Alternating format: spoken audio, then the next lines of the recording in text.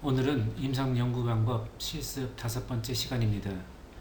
오늘 작업할 것은 통계에 꽂힌 회귀 분석입니다.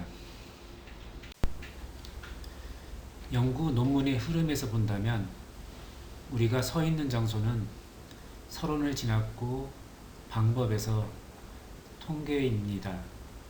통계를 다루면서 결과값을 입력할 것입니다. 앞서 시간에 표 1을 만드는 방법에 대해서 논의를 하였고, 오늘 강의를 시작하기 전에 여러분들이 결과값을 보여주기로 하였습니다. 완성된 표 1을 각각 보여주고 의미를 설명합시다. 회귀 분석은 우리가 알고 싶은 아웃컴의 익스포저와 연관성을 보려고 하는 것입니다. 그러나 익스포저 이외에도 아웃컴에 관여하는 다양한 혼란 변수가 있습니다. 이러한 혼란 변수를 통제하고 통계적으로 의미 있는 차이가 있는지를 확인하는 것이 회귀 분석입니다. 앞서 말한 대로 통계의 꽃입니다. 각각 정한 아웃컴을 회귀 분석에서는 종속 변수라 합니다. 영어로는 Dependent Variable이라고 합니다. 독립 변수는 변수의 특성이 독립해야 하므로 독립 변수라는 이름을 얻었고, 영어로는 Independent Variable이라고 합니다. 숫자를 다루는 다양한 학문에서 회귀 분석을 활용하며 종속 변수와 독립 변수를 다른 이름으로 부르곤 합니다. 예를 들어 종속 변수를 Response Variable, 반응 변수라 부르기도 합니다. 또 다른 이름으로 Regressant, Predicted Variable, Measured Variable, Explained Variable, Outcome Variable, Output Variable, Experimental Variable, Responding Variable, 타겟이라 불리기도 합니다. 독립 변수도 다양하게 불리곤 하는데 Exploratory Variable, 성능 변수라 불리기도 합니다. Regressor, Predictor, Risk Factor, Covariate, Exposure Variable, Input Variable. 인공지능이나 머신러닝에서는 피처라는 단어를 사용하기도 합니다. 컨트롤 베리어블, 엑소게노스라고 불리기도 합니다. 나 또한 강의를 하면서 독립 변수와 종속 변수를 다양한 용어로 사용하여 활용할 것입니다. 참조하는 책자나 논문에서도 다양한 용어를 사용했습니다. 중요한 것은 어떤 용어를 사용했더라도 회귀 분석에는 종속 변수와 독립 변수가 있습니다. 이번 강의에서는 종속 변수와 독립 변수라는 용어를 계속 사용할 것입니다. 종속 변수와 독립 변수 모두 연속 변수일 수도 있고 명목 변수일 수도 있습니다. 어떤 값을 가지냐에 따라 회귀 분석 중 무엇을 돌릴지 결정하게 됩니다. 독립 변수 항목의 개수가 많거나 분석할 케이스가 많은 경우가 있습니다. 이를 우리는 빅데이터라고 합니다. 회귀 분석을 돌리면 표 2와 같은 결과가 나와야 합니다. 이 표에서 종속 변수는 천식 발생 여부입니다. 천식이 발생하고 안 하고이므로 명목 변수입니다. 천식이 발생한 경우에는 1로 코딩하였고 천식이 발생하지 않은 경우에는 0으로 코딩하였습니다. 독립 변수는 여기에서 비만 여부와 IG 값, BMI 수치가 포함되었습니다. 독립 변수에서 명목 변수인 것은 비만 여부와 IG 값이 정상과 높음으로 사용하였습니다. 연속 변수로는 BMI 수치와 IG 값을 사용했습니다. 종속 변수가 0, 1로 명목 변수이기에 로지스틱 회귀 분석을 활용해서 결과를 얻습니다. 로지스틱 회귀 분석을 하면 오드 레이쇼 값이 계산됩니다. 클로드 오드 레이쇼람은 혼란 변수를 넣지 않고 고유한 독립 변수와 종속 변수의 관계를 보여주는 것입니다. 종속 변수로 천식 발생 여부와 독립 변수로 비만 여부를 넣고 로지스틱 회귀 분석을 돌려 나온 결과가 클로드 오드 레이쇼 값입니다. 이와 달리 모델 1은 테이블 하단에 쓰여있기를 성별과 나이를 혼란 변수로 통제한 상태에서 결과값을 얻은 것을 적혀 있습니다.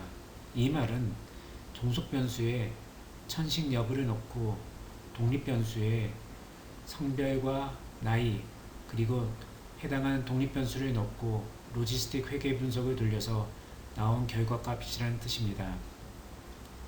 이와 달리 종속 변수가 연속 변수이면 선형 회귀 분석을 돌리게 됩니다.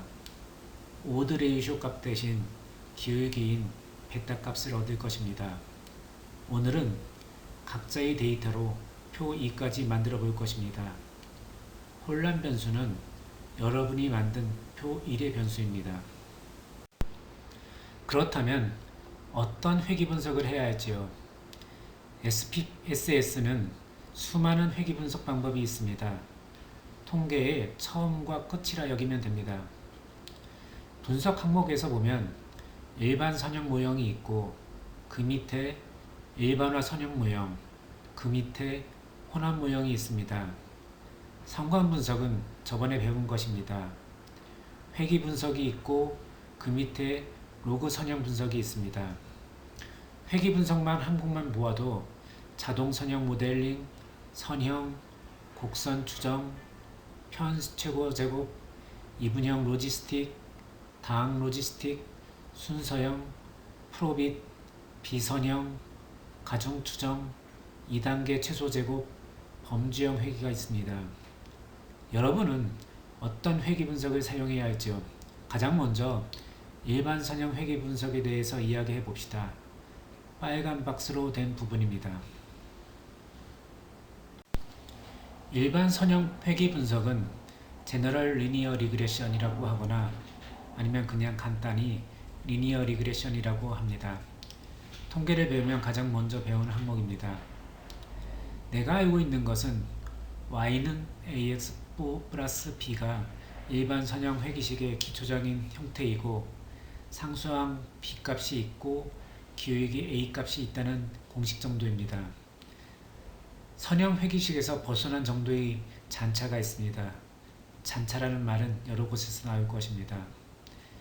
일반 선형 회귀 분석을 하기 위해선 몇 가지 가정을 만족해야 한다는 것 또한 배웠을 것입니다. 그림에 보이다시피 선형이어야 합니다. 독립변수가 말하듯이 변수가 서로 독립해야 합니다. 이 말은 변수 간 상관관계가 높지 않아야 한다는 말과 같습니다. 또한 잔차가 정규 분포를 띄어야 하고 잔차의 분산이 회귀선상에서 균일해야 합니다. 제 말이 무슨 말인지 이해하지 못해도 상관없습니다. 회귀식은 y는 ax 플러스 b가 있다는 것만 알고 있으면 됩니다. 회귀 분석 모형에는 항시 모형에 어울리는 다양한 가정이 있다는 것만 알고 있으면 됩니다. 앞서 말한 일반 선형 회귀 분석을 돌리기 위해서는 회귀 분석에서 선형이라고 쓰여진 부분을 클릭하면 분석할 수 있습니다. 일반 선형 회귀 분석을 활용하여 저번 시간에 배운 평균 비교에서 분석한 이런 배치 분산 분석 아노바도 돌릴 수 있습니다. 일반 선형 모형의 일변량이 이런 배치 분산 분석 아노바와 같은 결과를 얻을 수 있습니다. 이 말은 아노바, 앙코바, 마노바라는 통계는 일반 선형 회귀 분석이라는 뜻입니다. 왼쪽 그림은 저번 시간에 배운 이런 배치 분산 분석을 보여주는 것입니다. 평균 비교 이런 배치 분산 분석을 누르면 아노바 통계를 돌릴 수 있습니다. 예제로 국민건강영양조사 항목에서 요인 항목에 소득 4분위 값을 넣었고 종속 변수로 나이를 넣었습니다. 기본 통계량으로 기술 통계가 나왔습니다. 1사분위에 있는 사람이 총 2025명으로 이들 평균 나이는 43.89이고 표준 편차는 22.656입니다. 똑같은 데이터로 일반 선형 회귀 분석에서 일별량을 클릭해서 통계를 돌렸습니다. 고정 요인에 소득 4분위 종속 변수에 나이를 넣었습니다. 결과는 1사분위에 총 2025명이고 평균은 44.89, 표준 편차는 22.656입니다. 아노바 결과와 같습니다. 즉, 아노바, 앙코바, 마노바 또한 일반 회귀 분석이라는 뜻입니다.